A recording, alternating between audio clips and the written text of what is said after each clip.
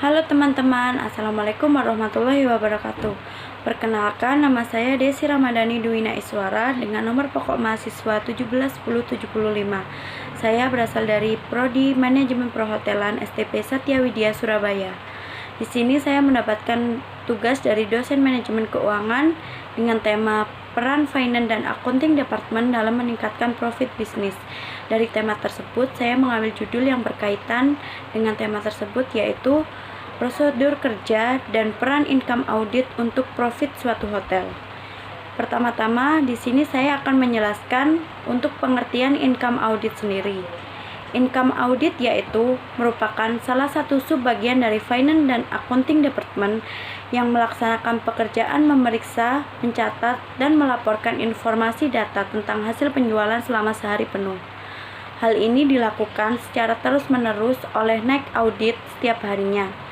Dan setelah keesokan harinya, income mulai melakukan pemeriksaan dari setiap transaksi yang sudah fix masuk dalam laporan transaksi untuk mengetahui balance atau tidaknya revenue yang didapatkan dengan hasil yang diperoleh. Untuk mengetahui hasilnya, dari sini mendapatkan kecocokan antara bukti-bukti pendukung yang diberikan oleh kasir front office yang meliputi kasir closing report, guest folio, kasir outlet yang meliputi bill dan captain order the lounge, restoran, spa, bar, dan lain-lain, dan deposit voucher, bank kopi, serta bukti bank transfer lainnya dengan rincian yang secara otomatis yang sudah ada di sistem dan telah direkap dan diteliti oleh naik audit. Tujuannya sendiri adalah agar pendapatan perusahaan yang dihasilkan dari aktivitas penjualan dapat terjaga keamanannya. Income audit rutin dilakukan setiap hari supaya tidak terjadi kerugian akibat jumlah perhitungan yang salah secara terus-menerus yang mengakibatkan tidak balance-nya suatu data atau laporan. Dan jika terjadi kesalahan dalam perhitungan revenue, maka harus segera dikoreksi dan melakukan konfirmasi kepada pihak front office atau outlet yang bersangkutan. Nah, di sini apa sih pentingnya income audit pada suatu hotel? Jadi di sini saya akan menjelaskan apa jadinya suatu hotel jika tidak ada income auditor. Nah, maka manajemen hotel tidak dapat berjalan secara lancar karena tidak adanya pengecekan data-data yang berkaitan dengan revenue dan laporan pendapatan atau profit secara setiap harinya. Dan biasanya terjadinya manipulasi data yang diperoleh pada hotel tersebut. Selain itu, kondisi keuangan jadi tidak terkontrol karena adanya ketidaksesuaian atau tidak balance yang dapat mempengaruhi kerugian pada hotel tersebut, dan hotel tersebut mengalami kolaps atau bangkrut. Nah, di sini deskripsi kerja sendiri untuk income audit. Yang pertama, menerima seluruh sales report atau laporan penjualan di outlet.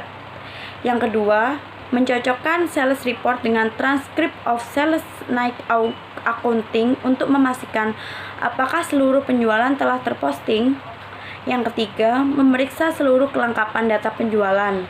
Keempat, menyerahkan seluruh data penjualan kredit dan kredit kepada accounting receivable.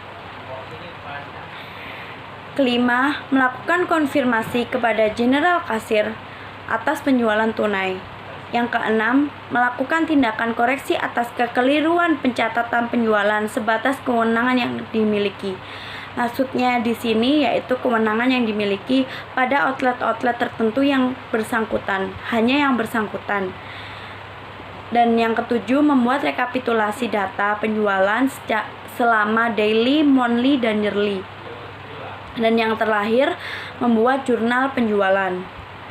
Untuk standar operasional income audit sendiri, yang pertama yaitu memeriksa penjualan dari front office, food and beverage yang ada di restoran dan yang ada di bar, serta laundry, business center yang lainnya.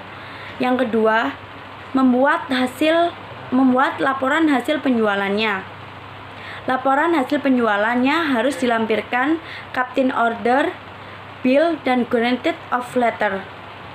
Dan yang keempat, memisahkan laporan tunai dan kredit dan yang menggunakan kredit card. Yang kelima, laporan kredit diserahkan ke account receivable clerk.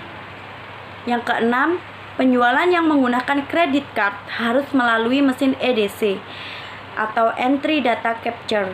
Yang ketujuh, menerima dan memeriksa hasil sales report dari Nike Audit untuk memastikan seluruh laporan penjualannya telah lengkap. Yang kedelapan, menggunakan laporan penjualan daily, monthly, dan yearly dan menyimpan atau memfilekan dengan rapi untuk mempermudah selama pencarian kembali dan apabila file tersebut diperlukan. Biasanya file disimpan maksimalnya 20 tahun. Nah, di sini saya akan menjelaskan mengapa usaha hotel yaitu mempunyai keunikan tersendiri. Nah, usaha hotel mempunyai sumber pendapatan utama yang berasal dari penjualan kamar atau room revenue, penjualan makanan dan minuman atau food and beverage revenue, di mana di satu sisi menjual barang dan jasa juga. Dan di sisi lainnya juga hotel menjual beberapa produk yang tidak dimiliki oleh bisnis perusahaan lainnya. Nah, untuk keunikannya yang pertama yaitu hotel memiliki produk yang dijual merupakan kombinasi antara barang dan jasa. Yang kedua, penjualan pada usaha hotel biasanya memiliki volume yang tinggi dengan harga individual yang relatif rendah, hampir sama dengan usaha retail. Yang ketiga, produk berbentuk barang yang dijual dan yang dihasilkan melalui proses produksi seperti yang dilakukan oleh perusahaan manufaktur. Yang keempat, perusahaan harus mempunyai persediaan kapasitas yang lebih atau capacity stock untuk dapat menjual produk dan jasa. Yang kelima, penjualan atas produk dan jasa dibebani pajak dan servis atau tax and service. Nah, dalam industri perhotelan, khususnya pada penjualan makanan dan minuman, dikenal adanya suatu sistem penjualan yang menggunakan teknologi komputer yang disebut dengan Point of Sale System atau POSS. POSS berfokus pada 3 tujuan, yaitu yang pertama ada ketepatan atas order, pencatatan penjualan, dan pemberian kepuasan. POSS menggunakan kombinasi terminal dan printer yang berfungsi sebagai input dan output data. Laporan yang dihasilkan oleh POSS merupakan sebuah informasi tentang yang pertama, analisa pendapatan, memberikan rincian per jenis penjualan dan per outlet yang biasa digunakan sebagai sumber data untuk daily of sales. Yang kedua, produktivitas karyawan, memberikan informasi jumlah covers, rata-rata penjualan dan total penjualan yang bisa digunakan untuk mengevaluasi produktivitas karyawan secara individual. Yang ketiga, kontrol persediaan dengan membandingkan antara jumlah porsi tercatat dengan jumlah porsi yang dikonsumsi atau portion control. Yang keempat, POSS juga membantu cost control dalam pengukuran cost yang dikeluarkan dengan tingkat penjualan yang diperoleh dan diperoleh.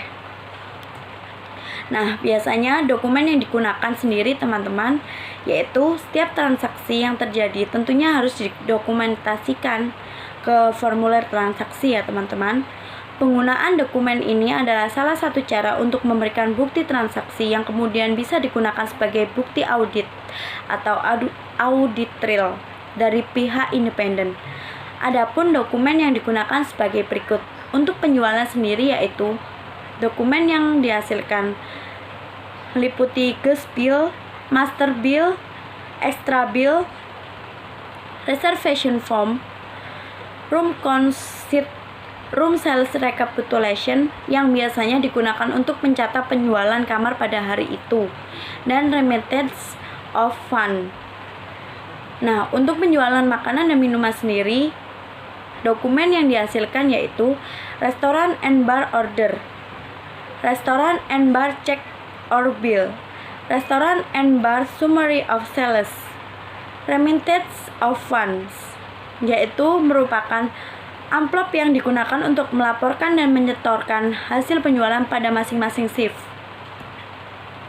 Biasanya, laporan yang dihasilkan oleh income audit, yaitu hasil akhir dari suatu prosedur, adalah informasi.